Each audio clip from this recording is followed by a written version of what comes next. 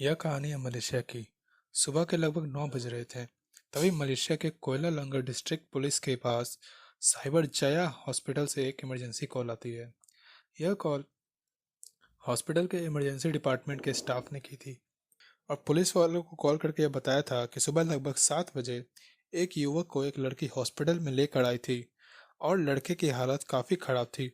उसके हाथ और जांघ से बहुत ज़्यादा खून बह रहा था और डॉक्टर के मुताबिक उस युवक की स्थिति बहुत गंभीर थी और उसकी हालत को देखते हुए उसे बचाने की भरपूर कोशिश की जाती है, लेकिन लगभग आधे घंटे बाद उसे सीपीआर देने के बावजूद भी वो बच नहीं पाता है और उसकी मृत्यु हो जाती है। इस जानकारी के बाद पुलिस वाले अस्पताल पहुंचते हैं, सबका पोस्टमार्टम करते हैं के लिए भेजते हैं। इसके अलावा वो लड़के की पहचान करने की भी कोशिश की जाती है। शुरुआती जांच में पता चलता है कि मरने वाले लड़के का नाम कैरी चंद दिनेश्वर है और पुलिस द्वारा जुटाई गई जानकारी के मुताबिक गौरी जंग पेशे से एक फोटोग्राफर था। एक फोटोग्राफर की किसी से क्या दुश्मनी हो सकती थी, पुलिस इसके लिए अचंभे में थी। और कौन इसे इतनी बेरहमी से मार सकता था और इस पे इतने सारे घाव कर सकता था। अब इसका पता लगाने के लिए पुलिस अपने जांच का दायरा बढ़ाना शुरू करती है और इसके लिए सबसे पहले वो गौरीगंज के परिवार वालों और रिश्तेदारों के संपर्क करती है। और इस जांच में पुलिस को एक आदमी सामने आता है और इस जांच में पुलिस के सामने एक शख्स सामने आता है, टामी आनंदन। वो एक पार्ट टाइम मॉडल थी और उस वक्त मलेशिया में फेमस थी। सोर्स के मुताबिक टामी आनंदन मूल रूप से भारतीय थी, हालांकि मलेशिया न्यूज एजेंसी एजेंसी के मुताबिक आनंद और गौरीगंज दोनों ही मलेशिया मूल के ही थे। और इतना कुछ पता चलने के बाद कुछ दोस्तों से पता चला कि टामी आनंदन एक पार्ट टाइम मॉडल थी और इसके अलावा टामी आनंदन ने मेडिकल की पढ़ाई की थी, मगर उसने डॉक्टरी का फॉलो नहीं किया और वो मॉडलिंग की दुनिया में अपना करियर बनाना चाहती थी। और दूसरी तरफ गौरीगंज एक पार्ट टाइम फोटोग्राफर था और वह as a part time photographer काम किया करता था। अब हुए खुलासे के मुताबिक लगभग 3 साल पहले, यानी लगभग 2021 के आसपास, एक दिन गौरीगंज एक इवेंट में फोटोग्राफी करने के लिए जाता है और यहीं पर उसकी नज़र पहली बार में तामिया नंदन पर पड़ती है। यहीं से इन दोनों के बीच बातों का सिलसिला शुरू होता है, फिर दोनों धीरे धीरे करीब आते हैं और दोनों में प्यार हो जाता है। पुलिस की जांच में हुए खुलासे के मुताबिक पिछले 3 सालों से टामिया नंदन और गौरीगंज रिलेशनशिप में थे। दोस्तों के मुताबिक इन दोनों का रिश्ता भी काफ़ी अच्छा चल रहा था। तो अब सवाल उठता है कि जब इन दोनों का रिश्ता इतना अच्छा चल रहा था तो आखिर अचानक से ऐसा क्या हुआ कि गौरीगंज की मौत हो गई। और इसका जवाब कोई और नहीं, टामी आनंदन दे सकती थी। तो अब पुलिस टामी आनंदन के तलाश में लग जाती है।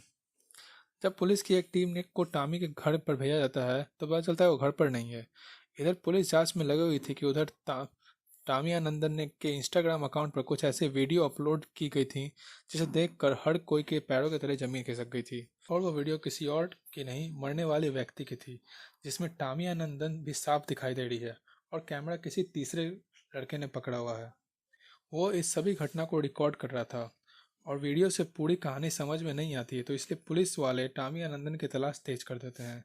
अस्पताल वालों ने जानकारी दी थी कि इस लड़के को अस्पताल तक कोई एक लड़की लेकर आई थी, इसलिए पुलिस वाले अनुमान लगा रहे थे कि इस लड़के को अस्पताल तक ले जाने वाली कोई और नहीं बल्कि टामी आनंदन ही होगी। और अगर वास्तव में टामी आनंदन इस अस्पताल लेकर आई होगी तो वह फिलहाल अस्पताल के आसपास के ही इलाके में होगी। और इसी शक के आधार पर पुलिस की कई टीम अस्पताल के आसपास के इलाकों में सर्च ऑपरेशन शुरू कर देती है और पुलिस की तरकीब काम हो जाती है। और लगभग 4 घंटे बाद पुलिस को इसी इलाके से टामी आनंदन मिलती है और वह उसे गिरफ्तार कर लेते हैं। अब गिरफ्तारी के बाद टामी आनंदन अपना सारा गुनाह कबूल लेती है और वो ये एक्सेप्ट कर लेती है कि गौरीगंज को उसी ने मारा था। बट उसने ऐसा किया क्यों था, और इसका रीज़न जानकर आप भी शॉक हो जाओगे। दरअसल टामी आनंदन और गौरीगंज का रिश्ता काफ़ी अच्छा चल रहा था, बट कुछ दिनों से टामी आनंदन को ऐसा लगने लगा था कि गौरीगंज उसे टाइम नहीं दे रहा और वो किसी और के साथ रिलेशनशिप में है।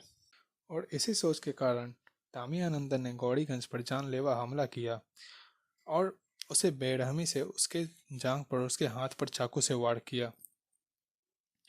और यह सब लगभग 12 मार्च 2024 को हुआ था। फिर जब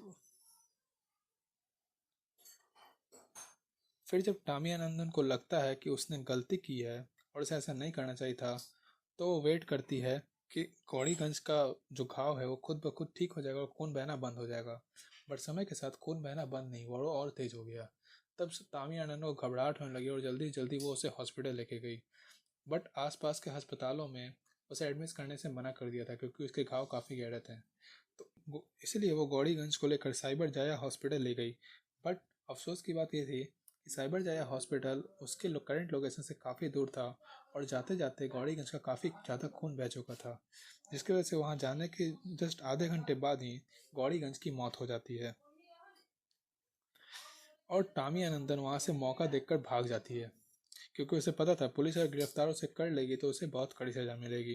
इसके बाद इस केस में टामी आनंद के खिलाफ गौरीगंज की मौत के लिए काफ़ी सारे धाराएं लगाई गई और वो अभी सज़ा काट रही है। इन सब का वीडियो बनाया गया था और सोशल मीडिया पर अपलोड किया गया था, तो इसलिए पुलिस को ये लग रहा था कि यह सब वीडियो बस एक पॉपुलैरिटी लेने के लिए बनाई गई थी, जिससे टामी आनंद के फॉलोअर्स बढ़े। बट ये उन पर ही भारी पड़ गया। तो आज के वीडियो के लिए इतना ही। कमेंट से करके बताइएगा आपको ये वीडियो कैसा लगा और आप मुझे सपोर्ट करना चाहते हो तो लाइक एंड सब्सक्राइब करिए मेरे चैनल को। Thanks for watching.